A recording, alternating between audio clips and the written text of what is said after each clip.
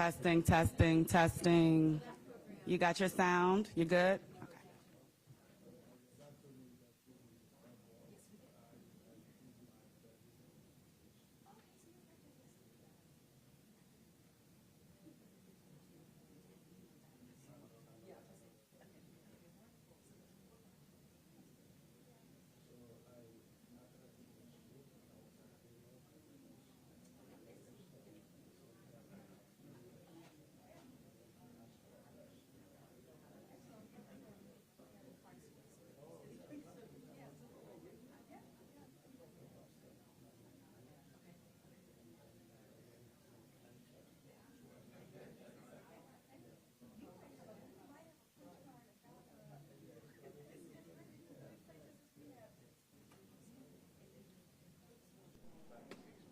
Okay.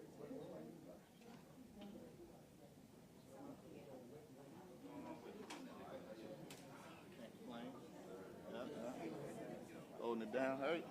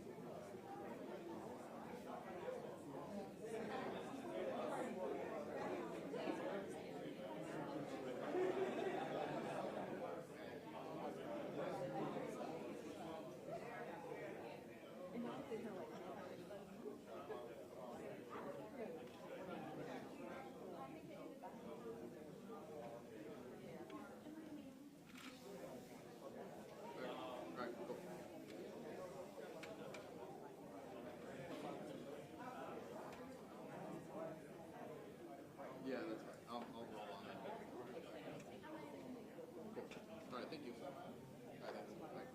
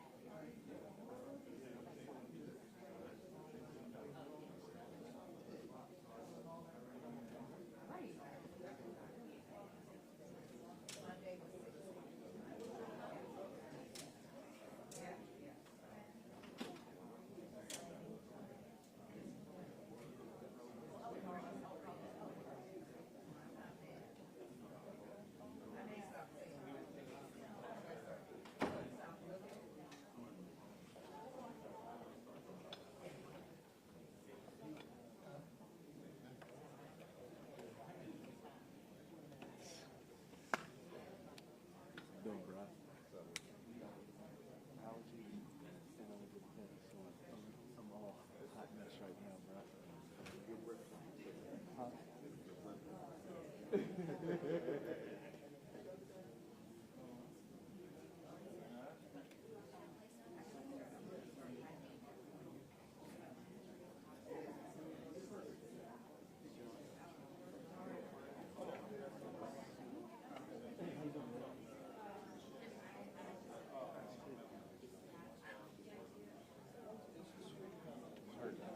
up? I'm hurt. Not enough ibuprofen? No, they actually they warned me that it's a possibility because of the surgery I had. I think it was 2005. That they prescribed Percocet. Oh, did they? I've never taken that. Never. Oh. No. Oh, all right.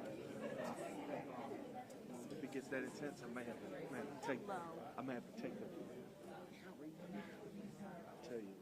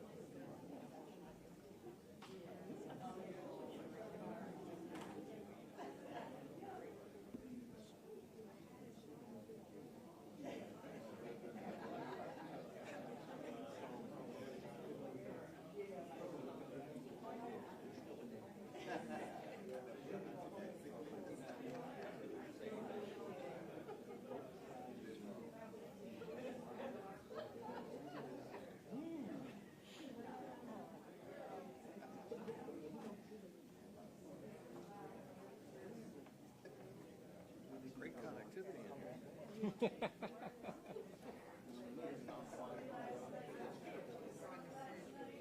Do they even...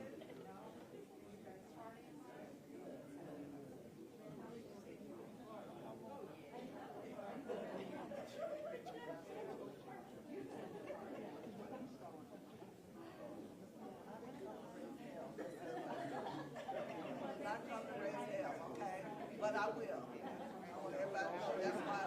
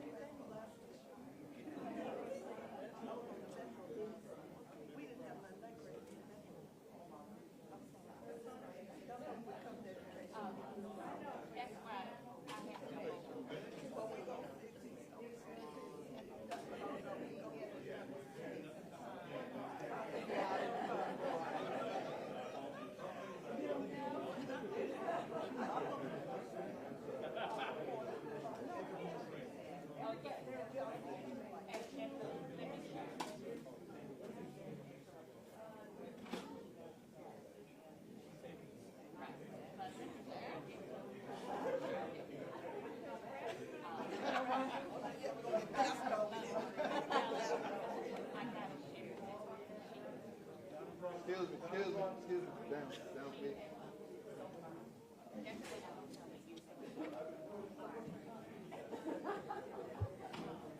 All right, good morning, everyone. Good morning.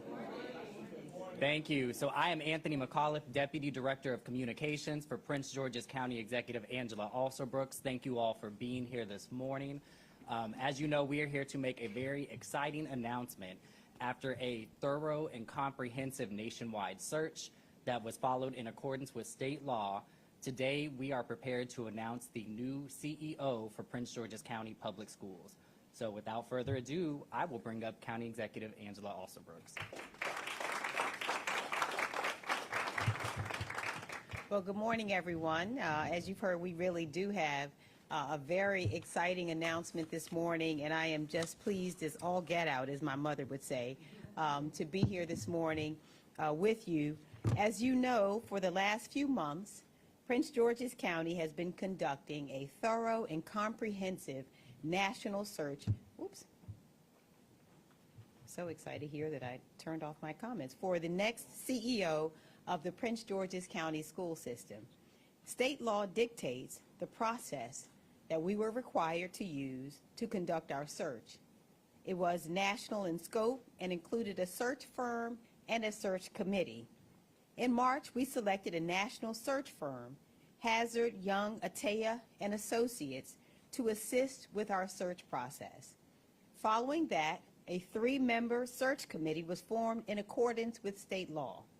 The committee included 2 county residents who were selected by our governor and 1 member of the State Board of Education appointed by the state superintendent. The members of our search committee were Brigadier General Warner Sumter, who is a member of the State Board of Education. I want to thank Mr. Sumter for being here this morning. Also on that committee was Oretha Bridgewater Sims, a retired educator who is here as well this morning. I want to thank her so much. As well as Candace Hollingsworth, who is a parent in our school system. And I don't see Candace this morning, but certainly want to thank Ms. Hollingsworth for her leadership and for her participation as well. They worked so hard and were so dedicated to this process, and really just want to tell them they did such an excellent job. Our search firm conducted focus groups, interviews, and surveys to engage the community and gather feedback. And our county-wide online survey received responses from 5,400 community members and stakeholders. The majority of the survey responses came, and this comes as no surprise to you, from our PGCPS staff, followed by students and then parents. And what they said to us is that the ideal CEO candidate would be courageous, innovative, a collaborative leader, and an outstanding communicator. And I think we got all of those things right. They also wanted our new CEO to have the transparency, integrity, empathy, and determination necessary to succeed in this role. Our survey also showed that respondents believe that our next CEO should possess experience in kindergarten through 12th grade instructional and administrative leadership, and noted as well that the ideal candidate should have a passion for student success in all areas of growth and development, and the ability to create and foster a safe and open learning environment for our youth. After a thorough process, the search committee presented me with 3 very outstanding finalists to interview. And again, I want to say to the selection committee, they did an outstanding job. All 3 in their own right could have led our system, but I am so proud to introduce to you a very dynamic, transformational, experienced leader to lead our next Prince George's County Public Schools, and that is our new CEO, Millard House II, who is here this morning.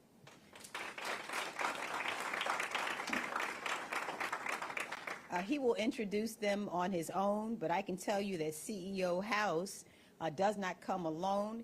The person he describes as the boss is here with him this morning, and that is Mrs. House, who has come here from Houston, Texas, along with their 2 beautiful children, Trey and Reagan. And I can tell you, Reagan is certainly ready. She's heading off to college. this fall and is really ready to take over. And we're going to be welcoming Trey into our school system as a 6th grade student, so we're really excited about that. Now, Mr. House, as well, is eminently qualified.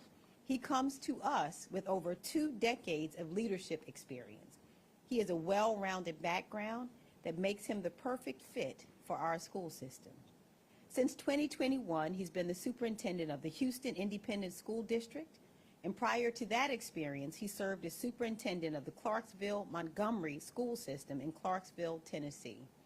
What stood out to me was his success leading a school system that is so similar to ours, with a diverse population similar to what we have here in Prince George's County. As HISD superintendent, he supervised 275 schools with 25,000 staff, managed 200,000 students, and worked with a $2 billion annual budget.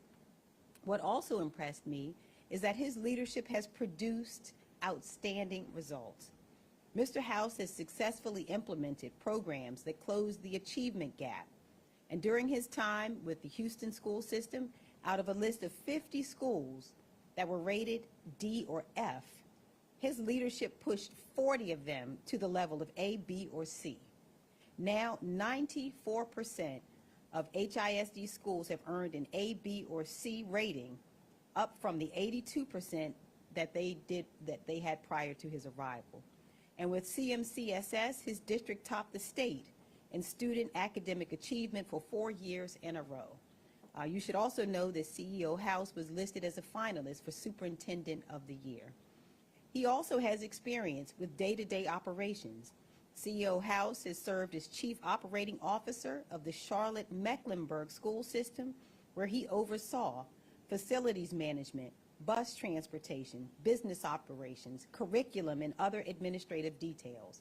And so he knows what it's like to tackle deficits, balance budgets, and manage a transportation system. He also served as the Deputy Superintendent of the Tulsa, Oklahoma Public School System and spent years as a teacher and a principal there, fully experiencing the everyday classroom role. He gets it, because he's been in the shoes of our teachers and he stood where they stand. He also has a unique view of what it's like for parents and for school children. Mr. House grew up as the son of 2 educators. As a student himself, he worked hard to overcome challenges, including dyslexia. So he understands the struggles our students may be going through, and he knows what a safe and nurturing learning environment should feel like. As a parent, his own children were virtual learners during the COVID-19 pandemic. So while he was working to keep his district students safe, he also knew what our parents were handling as our administrators and teachers navigated a challenging time. All of these experiences have helped shape CEO Millard House into the person I believe is right for this job. They help him see the many similarities that our public school system share with other systems he's led. And he can tackle the challenges we face from a fresh point of view. They help create the innovative leader who, with CMCSS, created the only elementary Spanish immersion school in the state. He also developed an early college technical trade high school and developed a 3-year bachelor's degree program for high-performing classified employees and graduating seniors that help build a strong and diverse internal pipeline for teaching positions. His experiences shaped the visionary who enhanced green technology through a propane bus fleet expansion, equipped school buses with internet connection, and became one of the first school districts in the nation to partner with Google. They helped him understand how to find and keep teachers. He minimized classroom vacancies by increasing investment in recruitment strategies, especially in hard-to-fill areas, and creating comprehensive compensation plans that incentivize educators to commit to the school district. He achieved an 88% retention rate for certified employees with CMCSS, and he developed the first multi-pronged Grow Your Own initiative pipeline to expand and diversify the pool of future teachers. And his experiences have informed the thinking of a leader who knows he cannot do it alone. CEO House has a track record of working well with others, from education boards, School of Education boards, to community stakeholders. He's worked with elected officials to develop a comprehensive legislative agenda and created partnerships that built opportunities for alternative funding. He's willing to reach out to other superintendents to seek advice and support. He has experience with managing growth. He's a talented recruiter.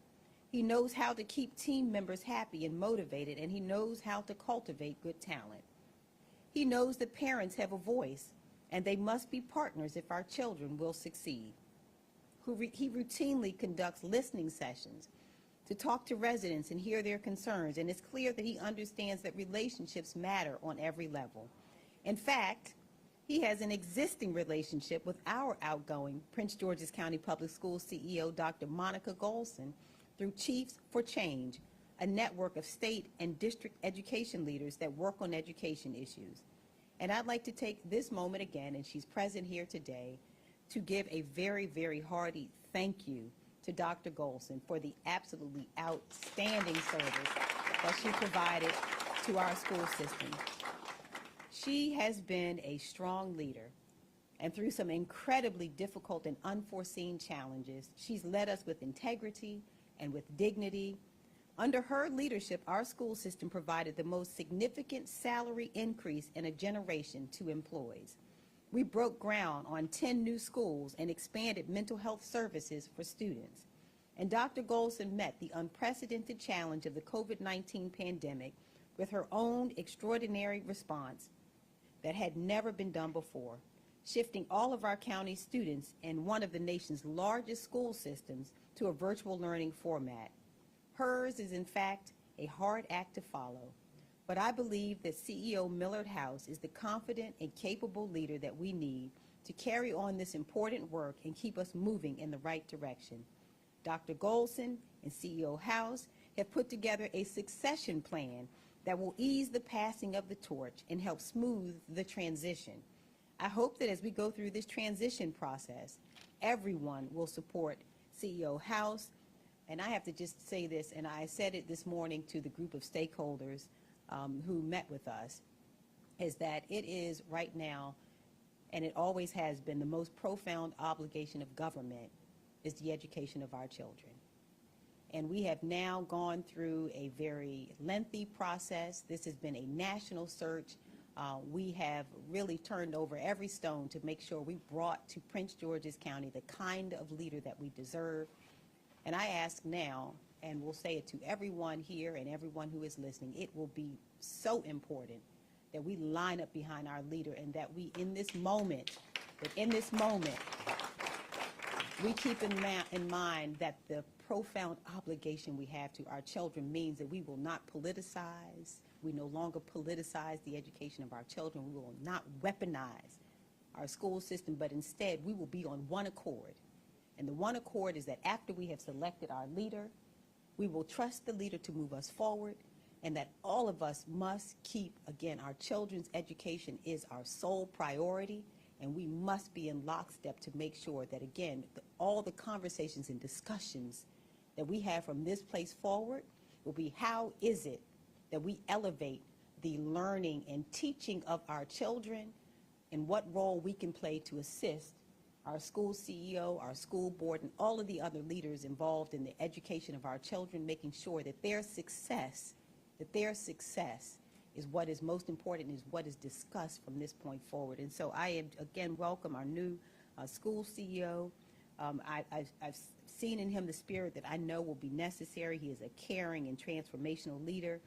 We want to welcome him here, and again, I implore everybody to make sure that we are on one accord, and that we are walking in lockstep to make sure that our children have the best experience and have truly what they deserve. So now it gives me great pleasure to welcome to all of you the new CEO of Prince George's County Public School System, Mr. Millard House II.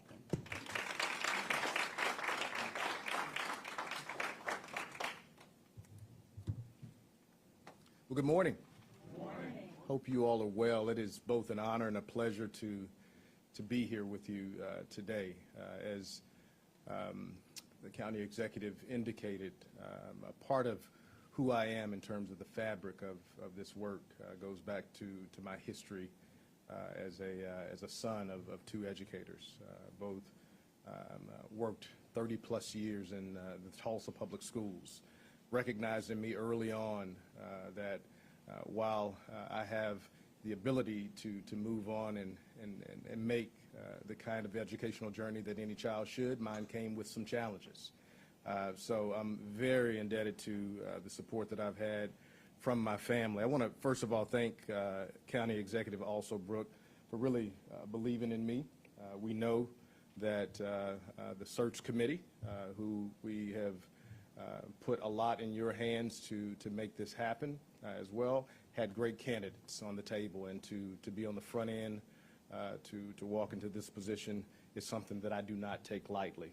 I also like to thank my family, my wife of 26 years, who has decided to hold on to me for at least another year after another move for our family, and both of my incredible, resilient children that have been a part of this major step towards where we want to be as a family and where I want to be as a professional. Dr. Monica Golson, it's interesting. I was asked a question earlier about why Prince George's County? Why?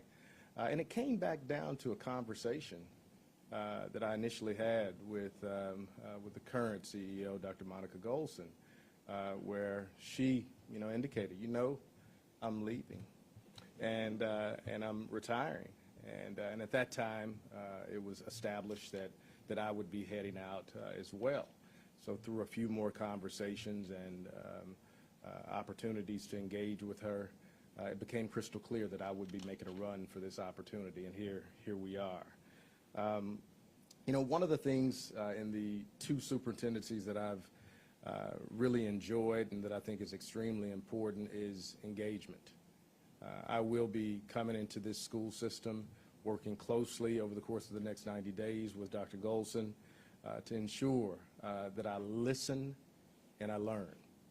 As the county executive indicated, I spent time going to 18 different communities in the Houston area to hear from parents, students, community members around what it is that they think is very important.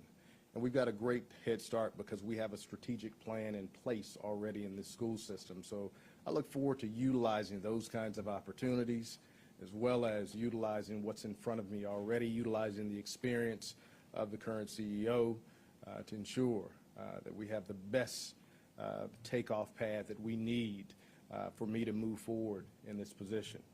I also look forward to working closely with all the teacher unions, organizations, employee organizations moving forward. And I think more importantly, the county executive said it well. I look forward to working with the media.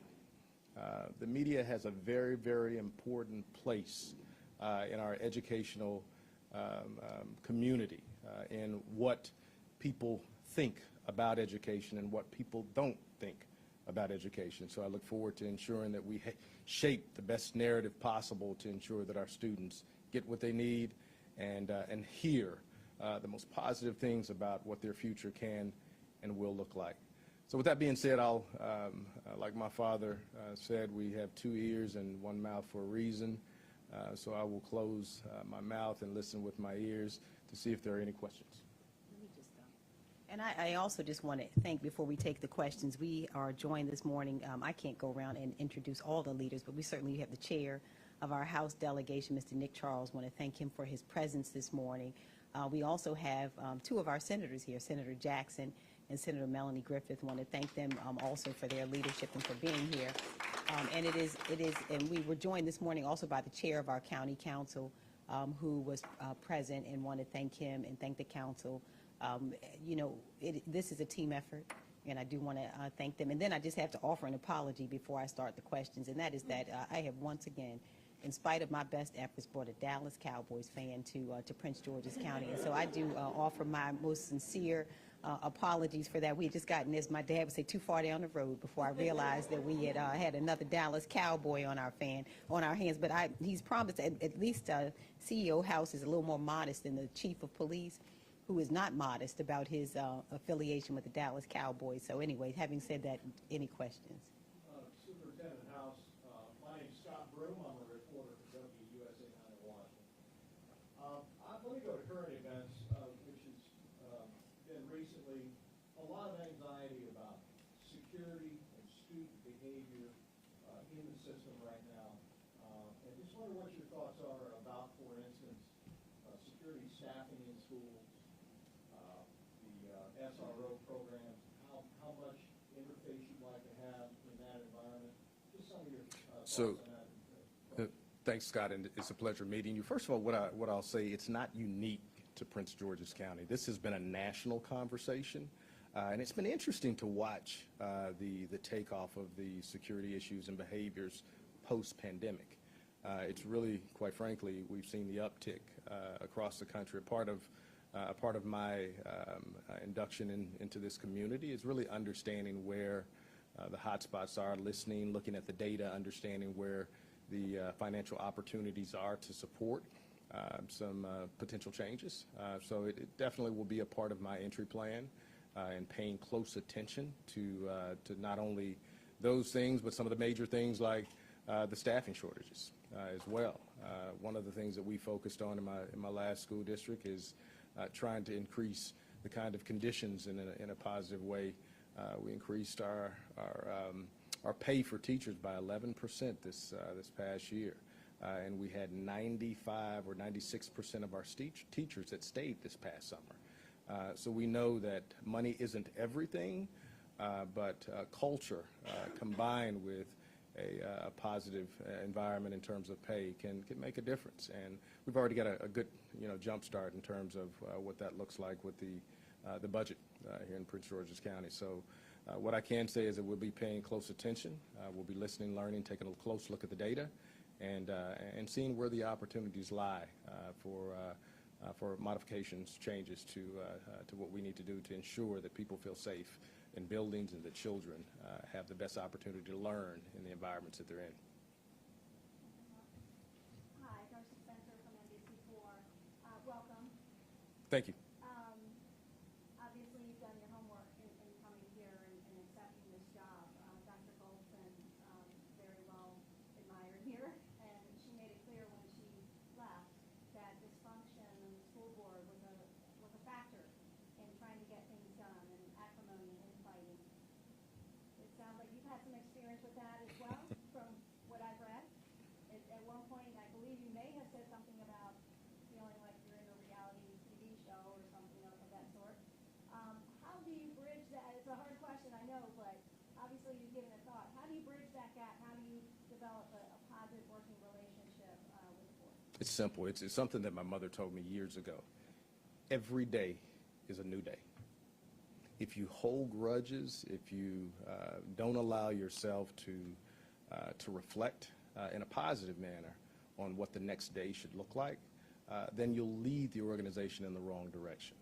So it can get tiresome in terms of what it looks like from a political standpoint, but my job is to come in, to work with this board. One of the things that I'm going to be pushing on the front end is for them to be afforded with the opportunity to get to know me so that we can understand what the CEO's expectations are from their eyes, and I can understand what the governance expectations are from the board as well. And the only way we do that is coming in and having some kind of scheduled, and I said scheduled ED, retreats over the course of the year. We can't get to know each other in board meetings.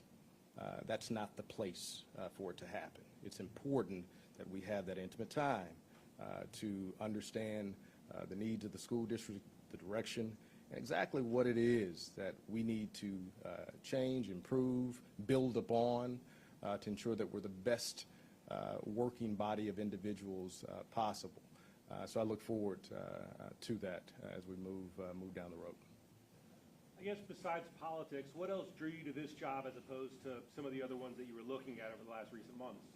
So as the county executive indicated, while I am a Dallas Cowboy fan, I see some momentum in this last draft that could push the Commanders in the right direction.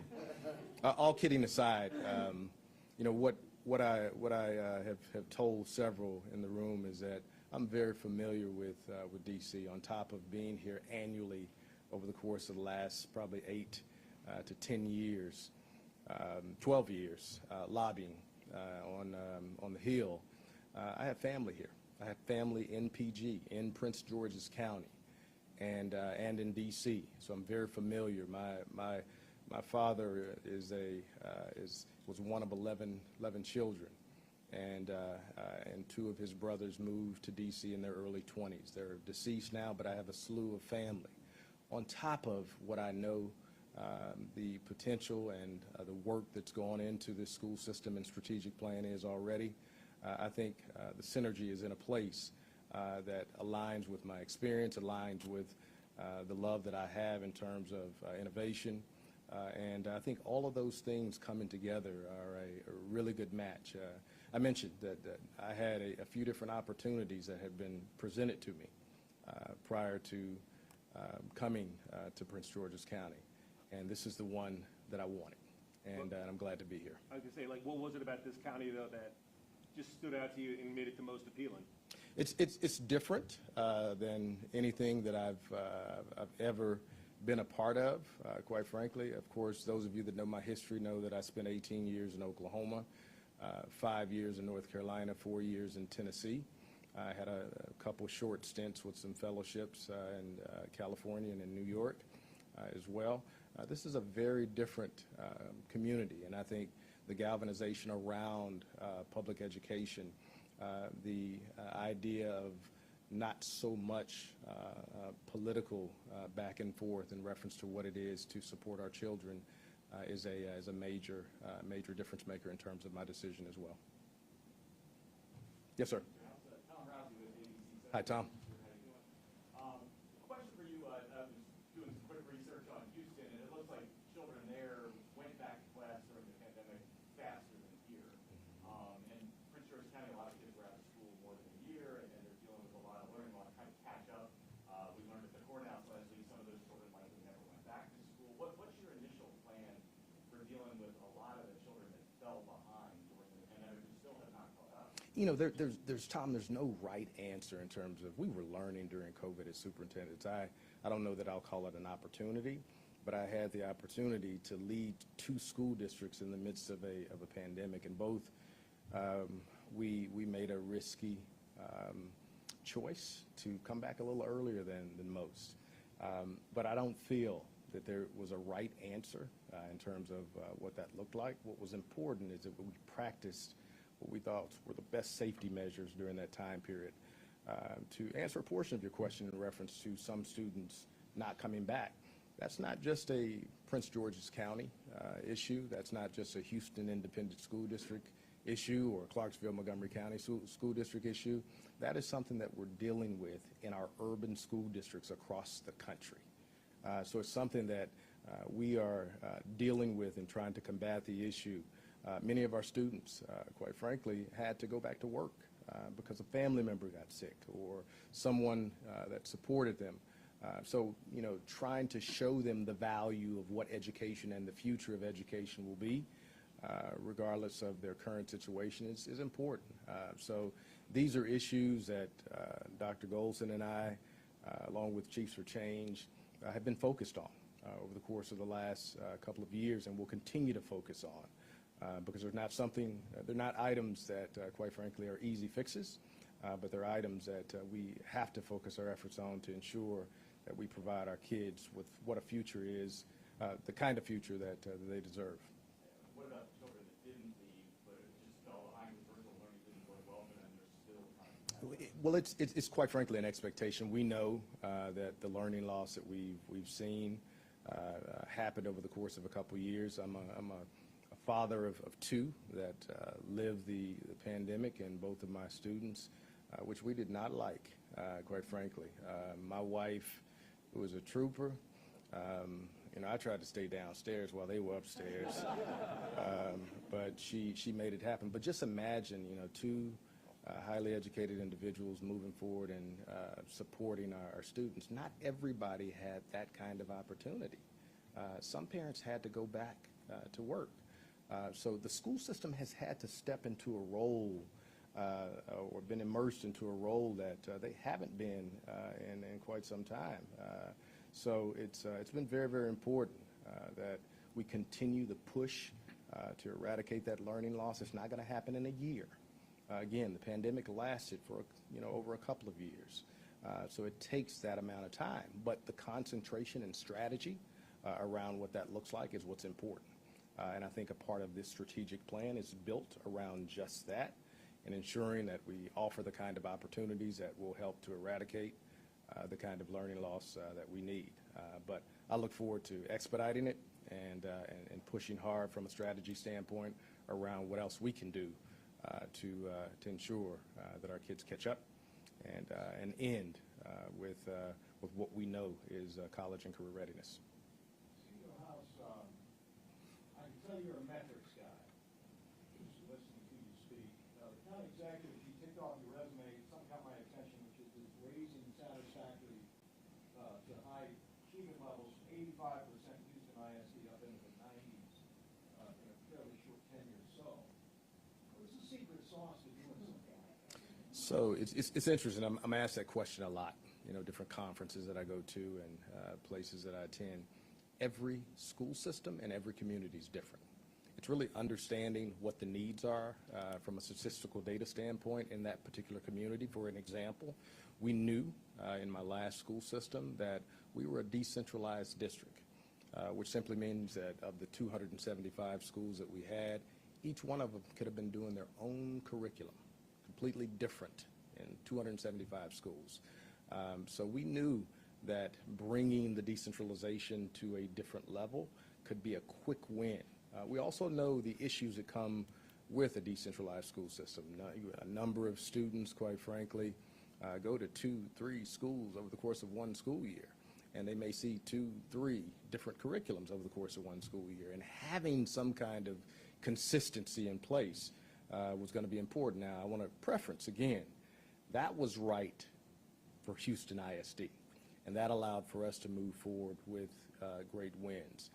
In my school district in Tennessee, in the Clarksville-Montgomery County School District, we had solid success, but we looked at it from a different lens. It was more of an innovative lens. So it'll be about understanding what the needs are here, taking a close look at the strategic plan, the goals, working closely with the board to decide where those quick wins can come from, what we can focus on to ensure, is it our performance of our 8th graders, which we know has been a struggle, and that transition from 8th to 9th grade is a very difficult one anyway. So we'll take a close look. There's not a silver bullet that you can say, hey, this is what will happen in any school district, because each school district has different needs.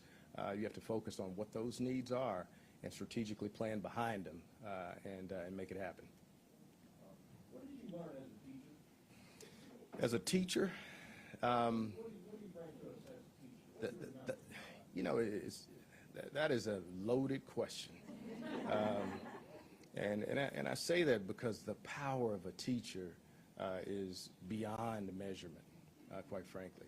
I didn't go to school to be a teacher. I went to school at the University of Montevallo, and my hope was to come out with an exercise physiology degree and go to physical therapy school, but full transparency, I didn't get into PT school. So I came home and did what anybody would do. I became a barber. And honest to goodness, I've cut hair for years and still cut hair, women's and men's. But the interesting thing is when I started substitute teaching, I saw the power of engagement with students. And I saw that if you honed your skills in a certain way, that you can get students to believe in you, and you can get students to allow for them to let you lead them in a powerful way. So as a teacher, I saw the power of hope, the power of possibility, and if you couple those things with strategy and statistical data analysis, you can really move kids in a special direction. So the power of teaching is beyond measurement. Okay, we're going to just do two more. I just want to also acknowledge, we have the leaders of our school board who are here this morning. I want to acknowledge and thank them for being here.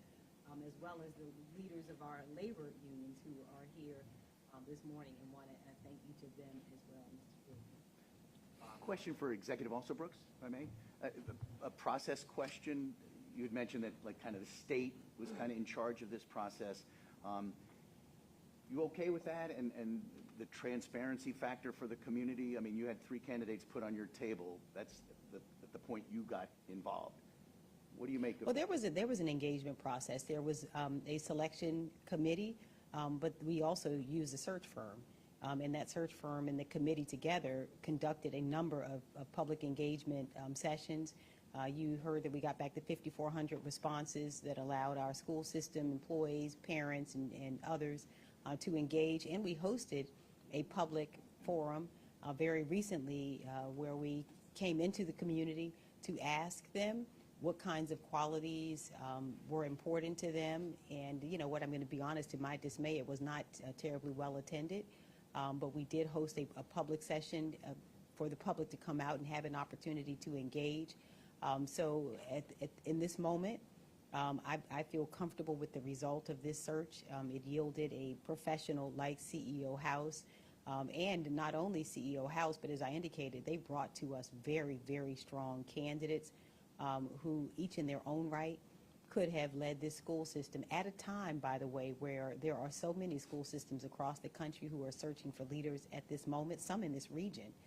So we were competing against some local school systems also. This is a very challenging time to find leadership, and to have found the caliber of leader that was discovered in this process, I think speaks to the fact that this process, at least in this moment, has worked for us. Can I ask a follow-up to that? Yes. Obviously, Dr. Golson was a homegrown school CEO and came up in the system 30-some years, no offense, sir. Why an outside person versus inside? Was that, just talk a little bit about that. Was an inside candidate seriously considered, someone from within the community, versus the reaching bringing someone here? And what can you tell us regarding the salary and benefits package being offered?